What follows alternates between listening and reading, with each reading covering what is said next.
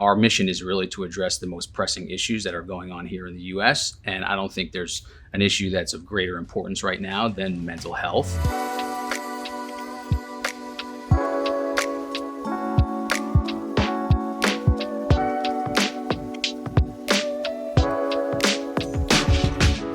All right, Anthony. So I'm one of three. And my parents, I remember vividly my parents always saying it was slightly chaotic in our house.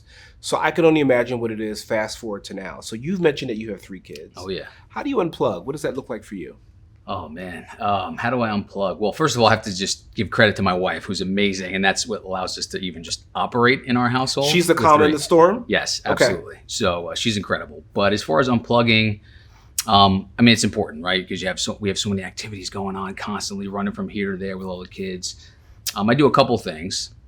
One, I always spend time in prayer in the morning, making sure I take that time to be grateful, to be thankful for all that we have.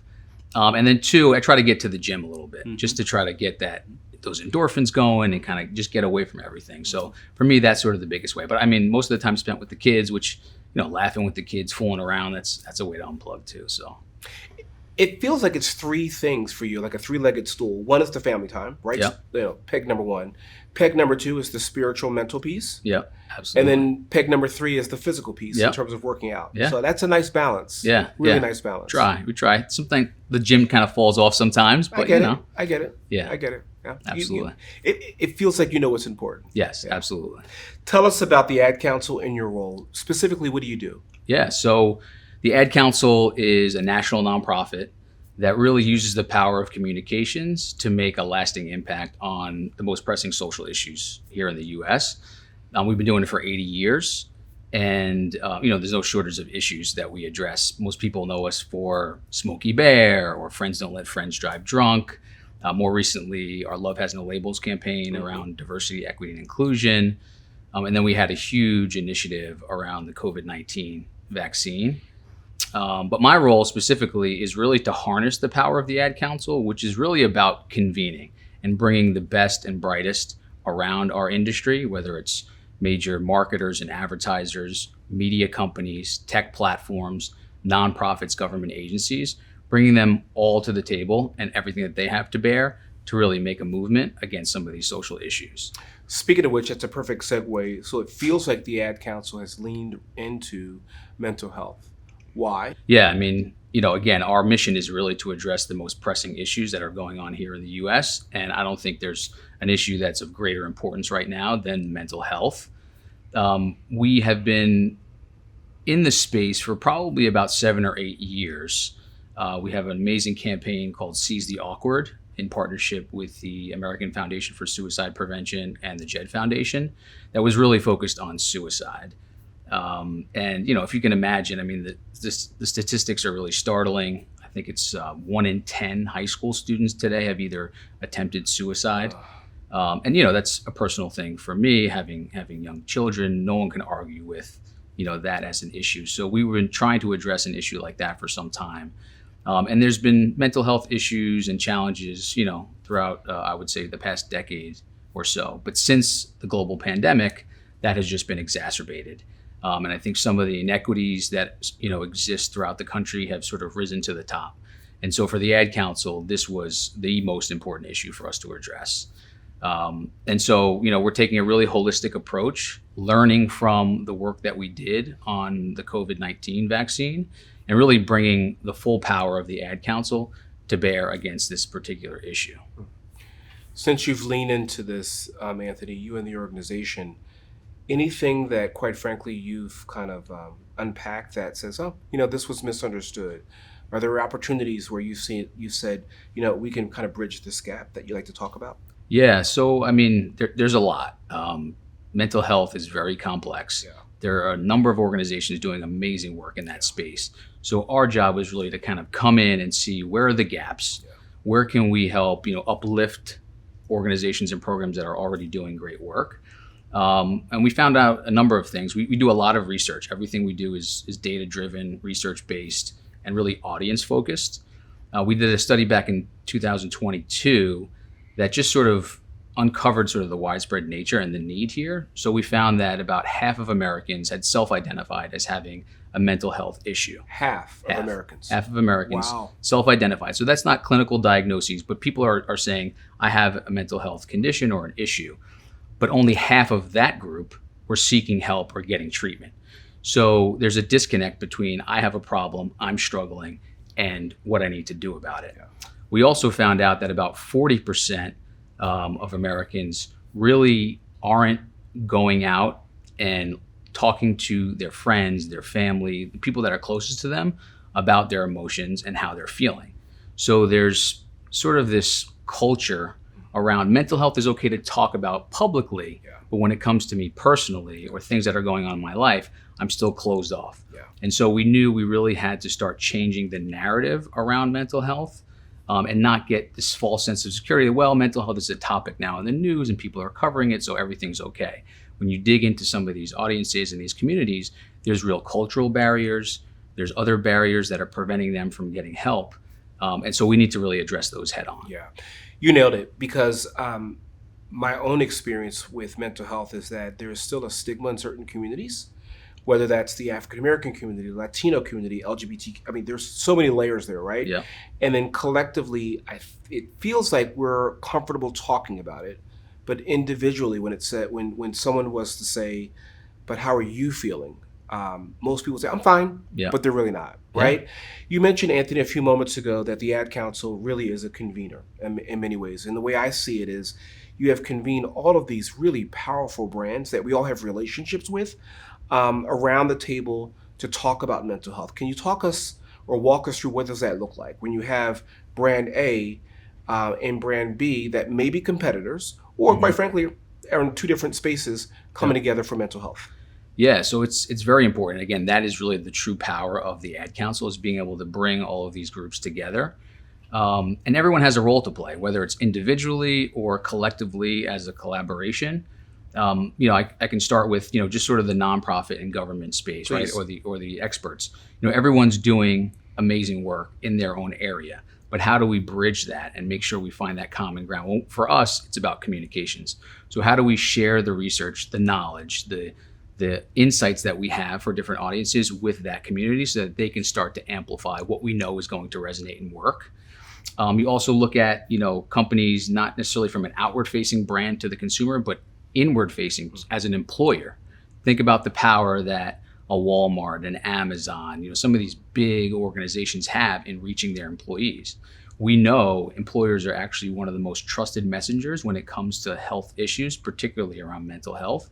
So how do they really help educate their employee base so that they can create that, that safety net for them? It can get them to the resources that they need, but also consider that, we have a lack of services. When we talk about mental health, we don't want to create this sense of, go get treatment for all the different things that may be, ailing you.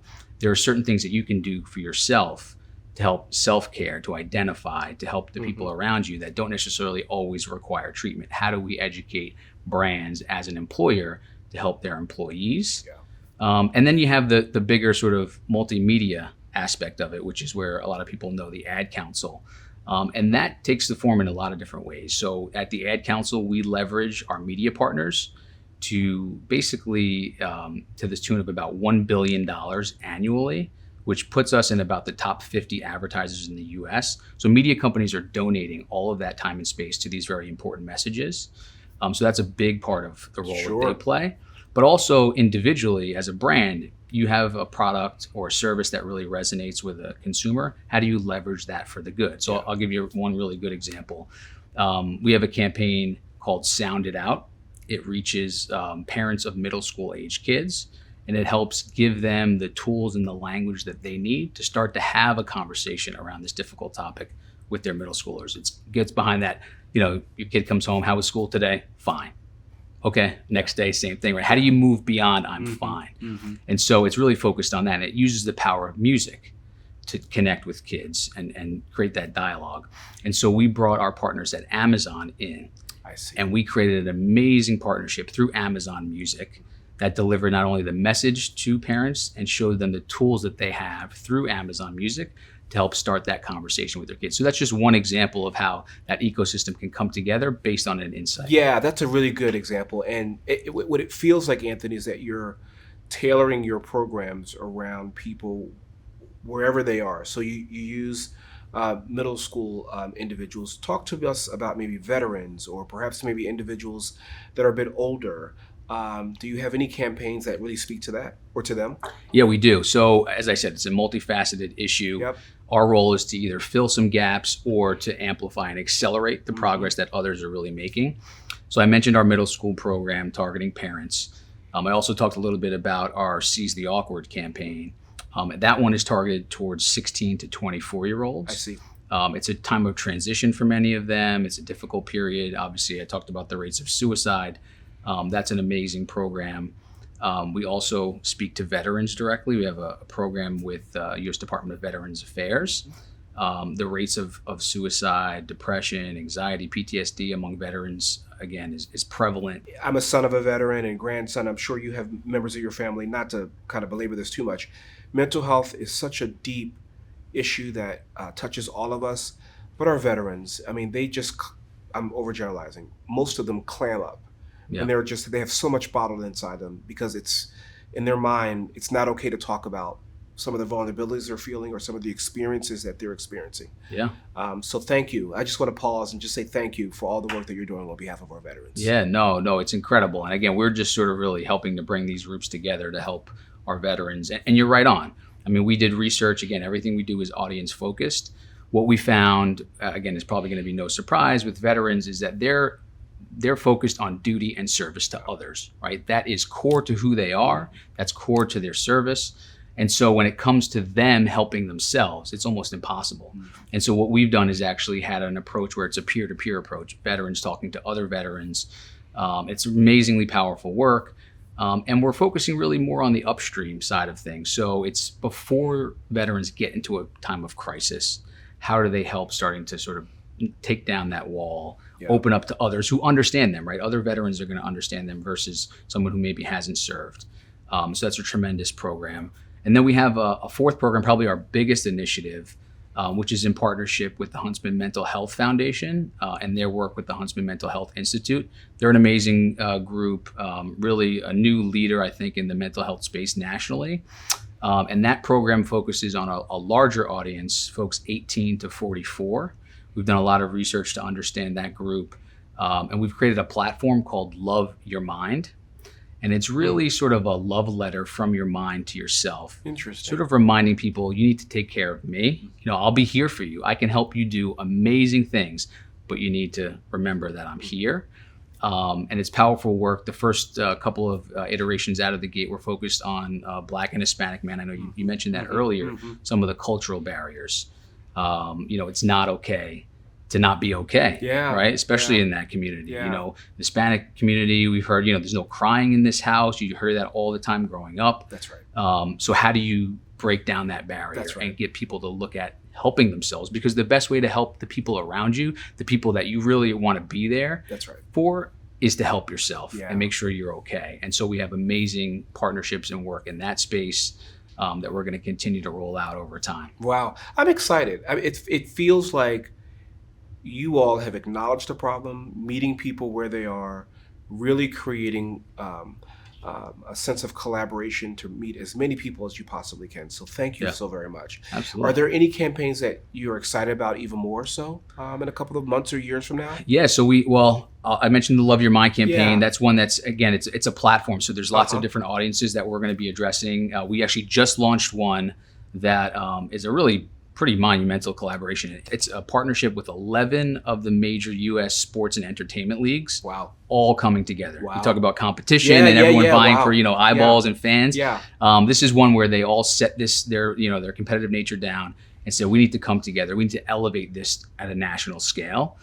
So we have major athletes across all of those leagues and organizations coming out and talking about their vulnerabilities, right? You think about what's the mass appeal of an athlete who, to the public seems to be at the top of their game. They have everything, but to hear their stories and to talk about how important their mental health is to them, not only in their, performance on the field, on the court, on the ice, but in their personal lives, we hope will continue to sort of, knock down at some of these walls that people are putting up. So we're excited about that. It just launched. It's going to continue to have legs locally, nationally.